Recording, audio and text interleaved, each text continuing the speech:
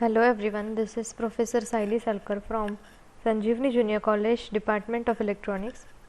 So as in the first PPT which we have started with the chapter 2 power supplies. In that chapter we have completed the block diagram of power supply. Then we have completed the rectifiers, that is first type of rectifier we have seen, half wave rectifier. So now we are going to start with the next part of the chapter, which is nothing but a full wave rectifier. So full wave rectifier is classified into two types, that is center tapped and bridge wave rectifier. So we will see each one of them. So first type we will start with is full wave rectifier using center tapped transformer. So as rectifier we have seen that it is a circuit which converts AC into pulsating DC. We have already seen the working of half wave rectifier, where the rectifier converted only the positive half cycle into the DC signal at its output. That is, only half wave or half signal was converted, and that is why the name was half wave rectifier. So here we are going to study now the full wave rectifier using center tap transformer. So this is the circuit diagram of the full wave rectifier using center tap transformer. So in this circuit diagram you can see initially there is a transformer connected. This is nothing but a symbol of transformer which indicates the primary and secondary winding of the transformer. So here the primary and secondary winding are same, so that is why the turns ratio of this transformer is also same, if you remember. Now this transformer is connected to the two diodes over here, you can see, that is diode D1 and diode D2. In the previous rectifier, that is half wave, only single diode was used, that is D or D1 diode was used, but now here in full wave diode D1 as well as D2, that is two diodes are used. So here you can see the important thing regarding this circuit diagram is this secondary winding of transformer is divided at the point G into two half, that is this point G at the center of secondary winding divides the secondary winding into two equal portion, that is upper portion and the lower portion. As the secondary winding is divided centrally using point G, this type of rectifier is called as center tap transformer, because now the transformer in this type of rectifier is divided or is centrally tapped at the center of secondary winding by using point G. So this point G divides the circuit into two portions, that is upper portion and the lower portion. In upper portion diode D1 is used to pass the input signal to the output, and in lower portion diode D2 is used to pass the input signal to the output. So center tap means it is tapped at the secondary, that is why the name is center tap. So full wave, why it is called as full wave? Because in this type of transformer as two diodes are used, that is diode D1 as well as diode D2. So for the first half of the signal, that is the input AC signal, diode D1 will conduct, and for the second half of the signal, that is the input AC signal, diode D2 will conduct. At that time D1 will remain off and vice versa. That is why this transformer will rectify the full waveform, that is for negative half, positive half as well as for negative half, it will give us the output. That is why this type of rectifier is called as full wave rectifier. And to this circuit there is a load connected which is denoted by RL. Across this RL we are going to get the output voltage denoted by VL. So now we will see how this circuit operates. So here in this diagram you can see there are the different waveforms given over here. These two are the input waveforms and these all are the output waveforms which we will get at the output of this circuit. So now when the input AC voltage is coming to this transformer, it will travel from the primary of transformer and go to the secondary of the transformer. While going to the secondary of transformer, it will divide itself into upper portion as well as into lower portion. That is, at the two portions or at the two halves we will get two voltage waveforms, that is denoted by Vs1 and denoted by Vs2. So this is the voltage waveform for Vs1 and this is the voltage waveform for Vs2.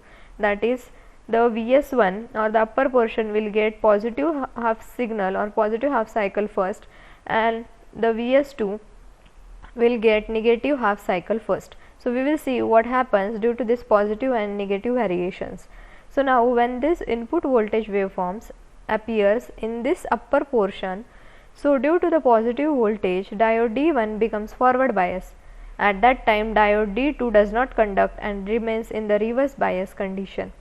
So as only D1 is conducting, we will get the current I1 due to D1, and the waveforms will come across RL, that will be such kind of waveform which are due to the conducting of diode D1. So what has happened over here, due to this input voltage waveform that is traveling in the upper portion, diode D1 is in the forward biasing mode, whereas this waveform keeps diode D2 in the reverse biasing mode. Due to this, what happens, we get only the positive half signal at the output of this diagram, that is in this manner we get the output signal. Now this was the case 1 regarding the operation of this circuit. In case 2, what happens, diode D2 gets Vs2 voltage across it. So when Vs2 voltage comes across the diode D2, the Vs2 has negative portion of it coming across the diode D2. So due to the negative increasing voltage across the diode D2 becomes on, that is it becomes forward bias, and at that time diode D1 becomes reverse bias and it does not conduct.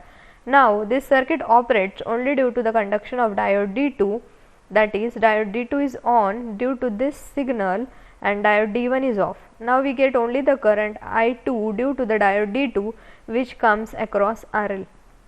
Now the output voltage waveforms due to D2 are shown over here, that is due to D2 we get the output signal during the negative half of the input AC signal, that is now during the negative half cycle also we are getting the rectified output voltage due to diode D2. So in first case we got the output voltage due to diode D1, and in second case we got the output voltage due to diode D2, that is this was the voltage in the positive half of the AC signal and this was the voltage we get in the negative half of the AC signal. Now here you can see at this point I1 and I2 are combined together and then they are given to the load RL. So according to the KCL, Kirchhoff's current law, I1 and I2 comes over here and combined, and we get total current I, which is nothing but addition of I1 plus I2, that I is given to RL and then we get the output voltage VL. So when these two I1 and I2 are combined, or V1 and V2 are combined, we get the combined output effect of these two waveforms, which is nothing but the output of full wave rectifier shown over here. So here we get the voltage waveforms due to positive half cycle as well as due to negative half cycle and so on. As we get the voltages due to positive and negative half cycles, that is the voltage is rectified for both positive half and negative half. That is why this kind of rectifier is called as full wave rectifier, that is it has a capability to rectify the full wave of the AC input signal, that is for negative portion as well as for the positive portion also. And the total output of this circuit is nothing but this third output voltage waveform, which is called as rectified output voltage or current waveform. So this is how we get the output in the full wave rectifier, and that is why the name of this circuit is full wave rectifier, as it rectifies the full wave of the input AC signal. And why it is capable of rectifying the full wave, due to the use of two diodes over here, that is D1 which will act for the positive half cycle and D2 which will act as a forward bias for the negative half cycle. Due to the presence of this two diode, we get the rectified output voltage waveform for the full wave of the input AC signal. So this was all regarding the full wave rectifier using center tapped transformer. Now this is a short description of the full wave rectifier working, that is in the center tap full wave it is built with the center tap transformer and two diodes, we have already seen that, and when AC power is switched on, the voltage appearing across terminals A and B of transformer secondary terminal side. During the positive half cycle, D1 is forward bias and D2 is reverse bias, and during negative half cycle of the secondary, only D2 will conduct or D2 is forward bias and D1 is reverse bias. So this is how the full wave rectifier works using center tapped transformer. So here are again the three terms related to the full wave rectifier using center tapped transformer. These three terms we have seen for half wave rectifier also. First term is the average voltage. Now as the output in full wave rectifier is doubled as that of the half wave rectifier, so all the technical terms or all the voltages or currents related to full wave rectifier will be also doubled, or they will be also varying accordingly in the full wave rectifier. So first you can see the average voltage. So as we have already seen, average voltage is nothing but the output DC voltage which we are going to get in the rectifier.